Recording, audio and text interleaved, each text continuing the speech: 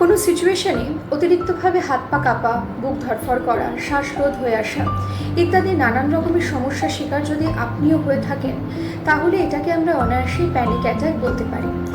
Panic attack generally anxiety থেকে attack করে থাকে। অ্যাকিউট অ্যাংজাইটি যখন অ্যাটাক করে সেটাকে আমরা জেনারেলি প্যানিক অ্যাটাক কিন্তু বলে থাকি। প্যানিক অ্যাটাক যখন হয় তখন বুকে ব্যথা হওয়া, শ্বাসরোধ হয়ে আসা, হাত পা কাঁপা, হাত পা ঘেমে যাওয়া এবং বডি কাঁপতে থাকা ইত্যাদি নানান রকমের সমস্যার কিন্তু শিকার আপনি হতে পারেন। জেনারেলি হার্ট অ্যাটাকের মতন একটা সিমটম প্যানিক অ্যাটাকের ক্ষেত্রে কিন্তু দেখতে পাওয়া যায়। কিন্তু হার্ট অ্যাটাক হওয়ার পেছনে যেমন শারীরিক কিছু কারণ থাকে, কিন্তু প্যানিক অ্যাটাক হওয়ার পেছনের যে কারণটা সেটা পুরোটাই ম্যাক্সিমাম ক্ষেত্রে দেখতে পাওয়া যায় সেটা মানসিক। যখন অ্যাকিউট অ্যাংজাইটি আপনাকে অ্যাটাক করছে তখন সেক্ষেত্রে কিন্তু প্যানিক অ্যাটাক হওয়ার সম্ভাবনা অনেক বেশি।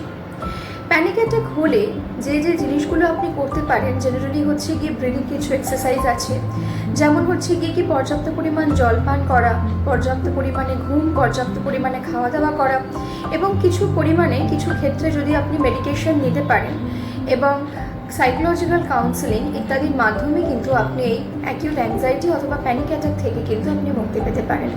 প্যানিক অ্যাটাক একটা খুব ছোট্ট জিনিস হলেও এটা কিন্তু কোথাও গিয়ে আপনার জীবনের একটা বড় বিপর্যয় ডেকে আনতেই পারে।